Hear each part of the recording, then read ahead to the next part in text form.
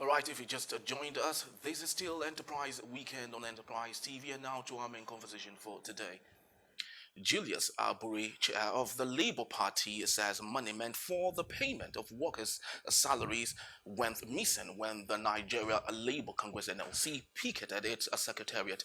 Members of the NLC who invaded the secretariat of the LP in Abuja had demanded the postponement of the party's national convention scheduled for March 27 and also called for the resignation of Arbori as a national chair of the Labour Party. Absolutely. Reacting to the invasion in a statement issued by Obiora Ifo, LP National Publicity Secretary, who stated that the NLC unlawfully besieged the office, broke the fence, destroyed the gates to the secretariat, stole monies meant for the payment of salaries, and destroyed properties worth millions of naira. And still with us in the studio is Barrister Evans Ufeli, and just joining us is Barrister Jimmy Abia. Welcome, gentlemen. Thank you. Thank Enterprise you. Weekend. All right, so let's get into the crux of the matter right now. I know last week we talked a bit about the invasion of the Labour Party secretariat, but this is a new development right now. The Labour Party are saying that the NLC had stolen money meant for salaries. Tell me, isn't that ridiculous? I would love to start with you, Barrister Evans. Well, you see, I would have believed that Burel. I would have believed that Burel. But the reason I will not believe him is because the story is not adding up. Yes, the story is not adding up because NLC invaded the premises of Labour Party. Not the offices. I mean, there was the money kept outside the office about that. I mean, the premise is wrong. So the conclusion will be faulty. I think that this is a mischief. I don't believe. This is my personal opinion. Okay. My personal opinion. Just the same way, it is not constructive to say that NLC were never aware that Julius Arbori never informed NLC of the planned convention because they have said that Joe Ajero was aware of all that and all that. So I will, if I want to give Labour Party the benefit of doubt, I will want to believe that the NLC were aware of the planned convention, secret convention, but that possibly they were not carried along through. Okay. In their estimation, in the way they wanted to be carried along. That is the same way I will not believe Abure's accusation that the NLC came and stole money meant for salaries. I don't. I think in law it happens when most clients they tell us this, and I'm speaking because I have experience. When they come, they say, he came into my room, he threw my things outside. It's my landlord. I didn't say it's not my landlord. I didn't say I will not pay him. But in the process of that, 2 billion naira that I kept in my one-room apartment is missing. Right. You want the court of law to sit down, judges. You know, say, hey, landlord, why did you move there? Okay, now go and pay him the 2 billion. You have 2 billion in your room, couldn't pay your rent. You see, this thing, it sounds like, and I'm very surprised at Abure's accusation. I might be wrong, but see, I don't believe this thing because let him push this further and possibly take it to the appropriate court for litigation. You will see. All right. Thank you so much, Mr. Evans, for your submission. I'll direct my question now to Jimmy Abia. Let's look at this from a different prism.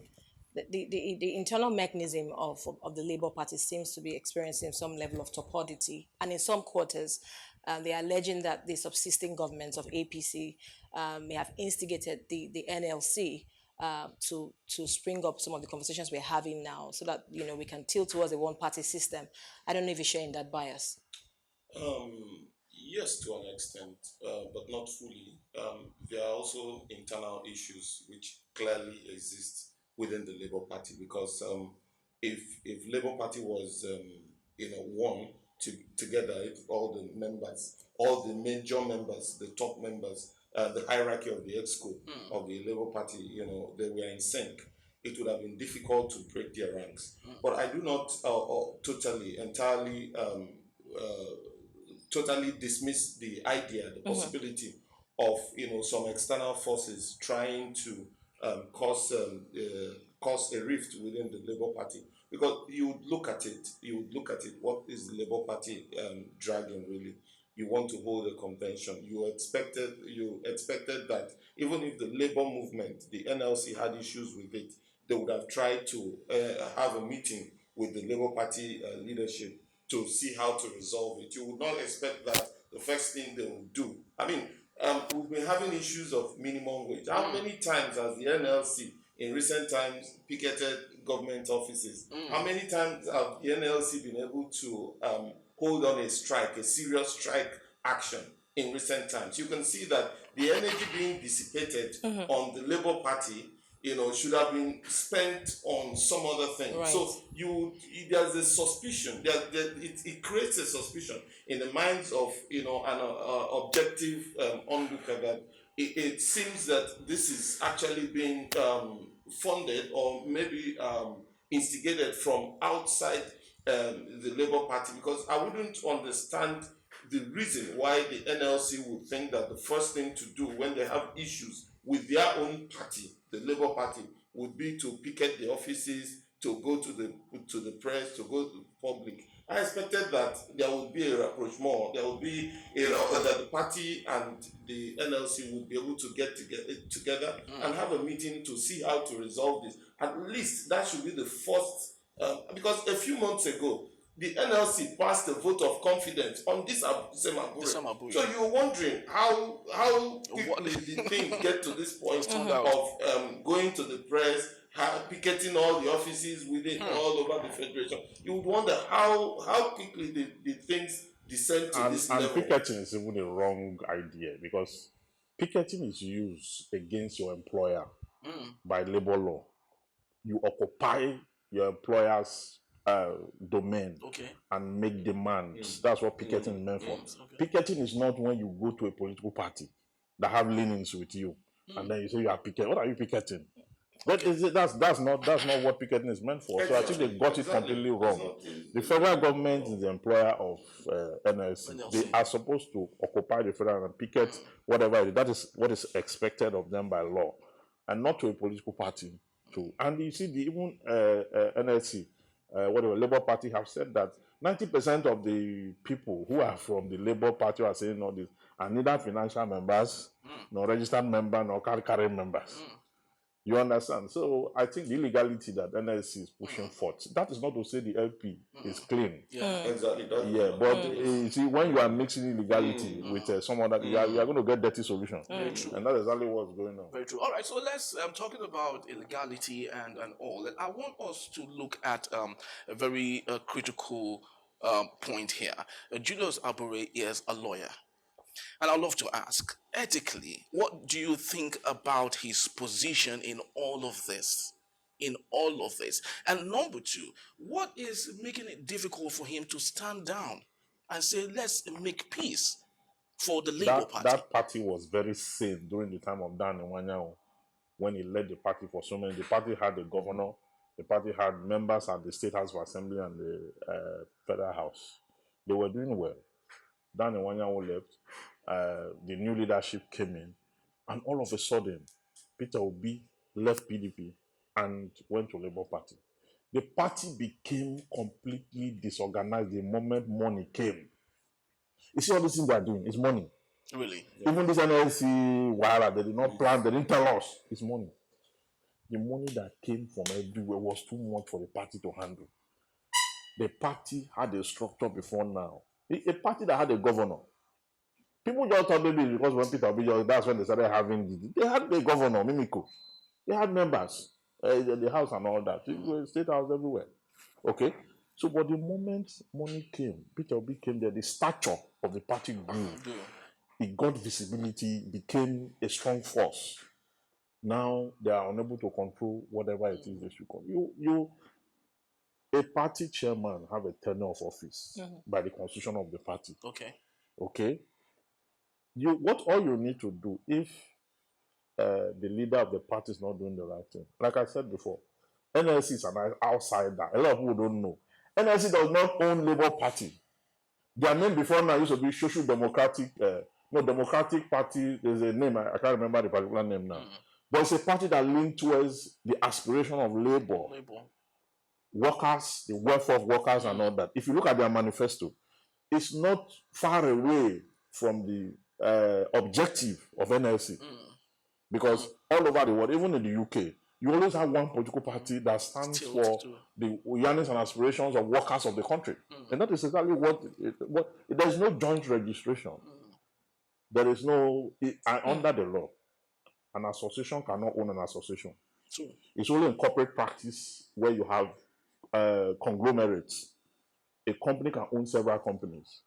But if you're registering under Part C, okay, of the law that regulates labor, that's CAMA, and that's the commission too, CAC.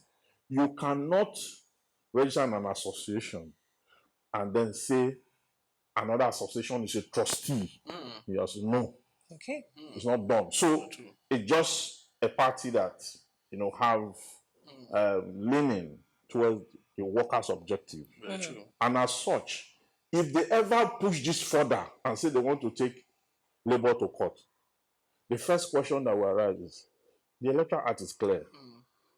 When you cannot from outside come into a political party before now, before 2020, anybody can go to court and say, I want go to INEC, apply for the form that was filled by anybody, any politicians, and go to court and say this person is not qualified. Everybody have low cost then. Today, from 2020, the Electoral Act have shrunk that, reduce what we call low cost to a person, for primaries, for example, a person who contested the election. For general election, a person you cannot challenge the outcome of an election if you are not a participant in that election. Primaries, there is a political party that was thrown out at the Supreme Court after the redemption party, the one that went to say that the vice president was not validly nominated. Why did they do that? Because first it started by, second, they don't even have locals to do so. So NSC cannot come from outside and start to clean up LP. It doesn't work like that. Very true. Before we move on to a developing story, just in a brief, what do you think is the stake of Peter Obi in all of this? Do you think he is oblivious of them, or he is consciously desiring to just stay off this issue? I think he probably must have tried, because if you listen to most of the commenters on this issue within the Labour Party, you will see where they either mention that he has tried to intervene. I remember when one of the ladies, I think it was the secretary of the party, or the financial secretary, and she said that Peter Obi had already tried to intervene. When Abure was also interviewed, he said Peter Obi tried to intervene. I think what he has tried to do has been to see ways to intervene so that it doesn't get out of hand. But it seems that the warring factions within the party, do not want to listen to the voice of reason.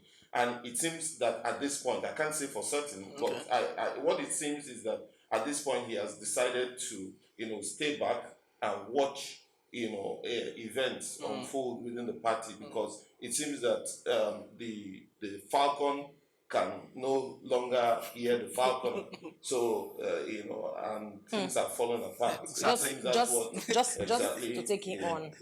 When you say stay back, do you mean that Peter Obi might not go under the toga of the LP when he decides to run again? Yes, you see what has happened. What you will see that the obedient movement has strategically been kept as yes, they are part of they work in the Labour Party the last time, but you see that if you look at both on social media and elsewhere, you see that it seems that the obedient movement has been kept as a separate, sort of a semi-separate entity from the Labour Party, despite the principal, you know, having contested under the platform of the Labour Party. So it seems that what might happen, I can't say really. These are projections, Right. you know, that if the Labour Party is not able to get its acts together, and if Peter Obi decides that he might want to run again,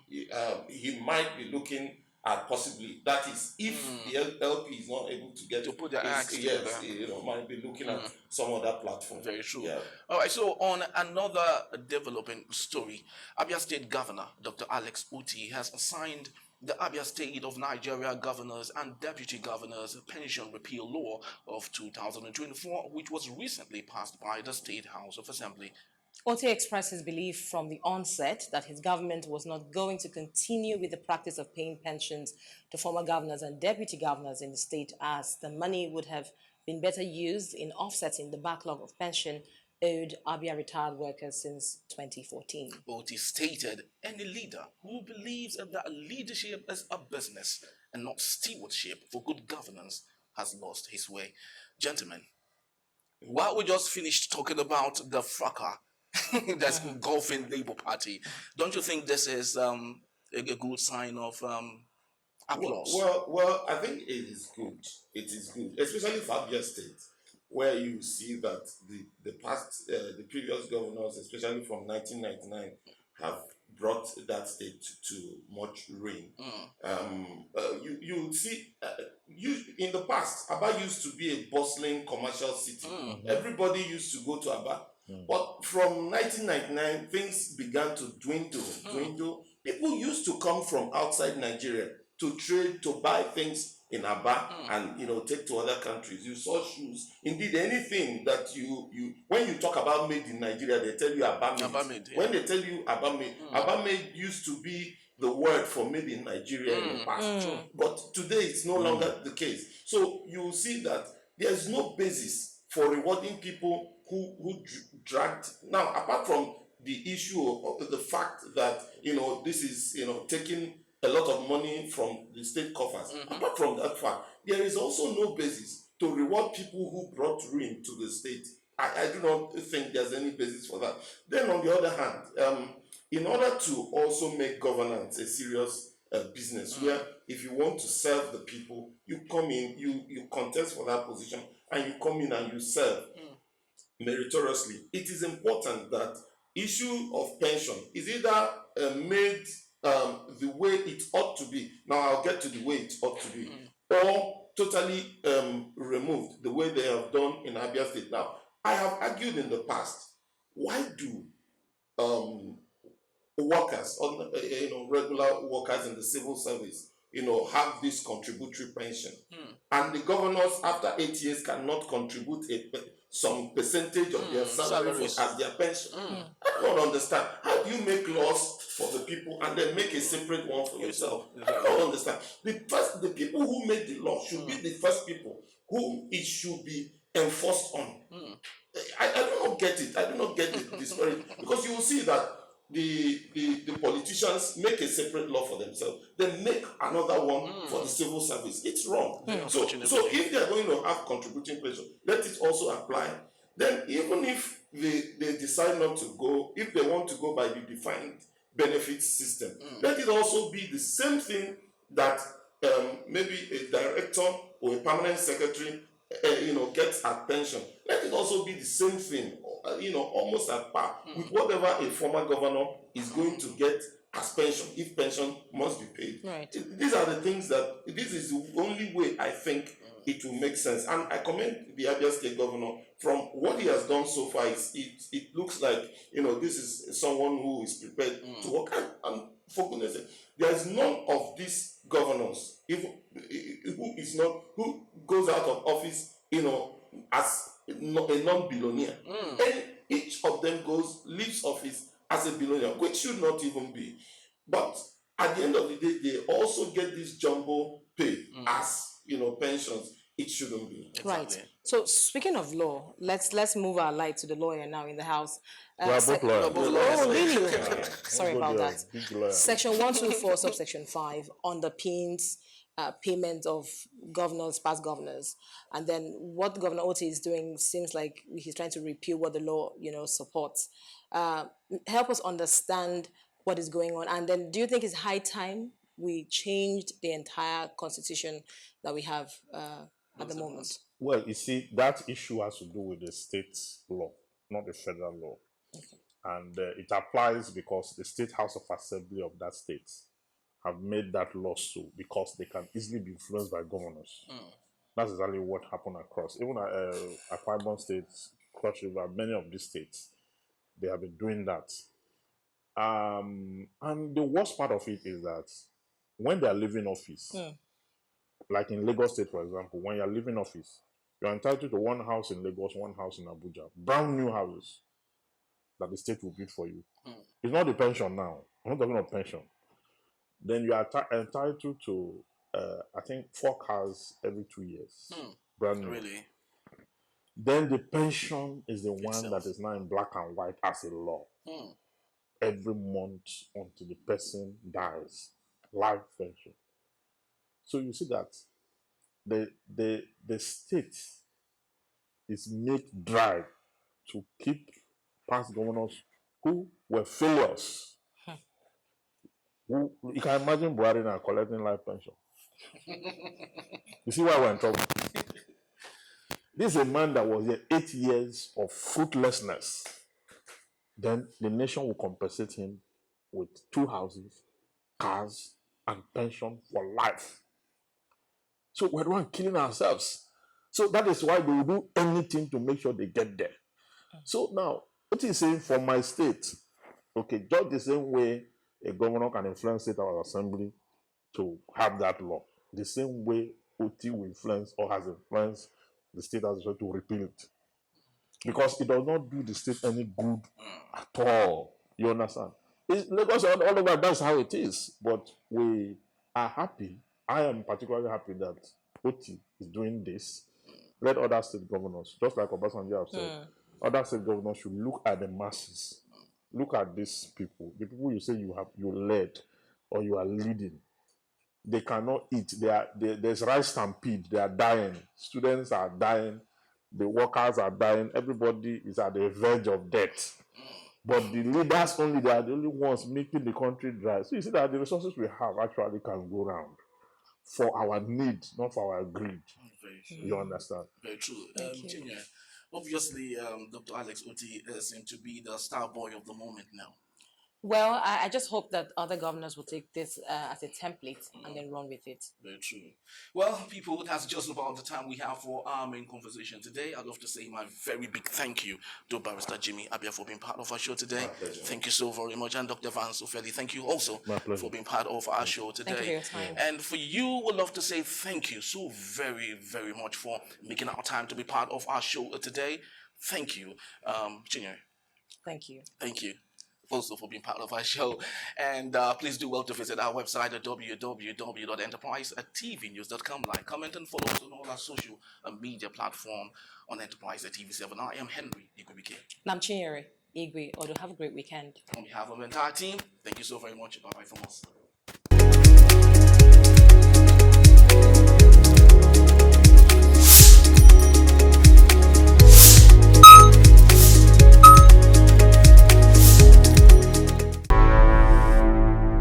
Enterprise TV, a tradition of truth.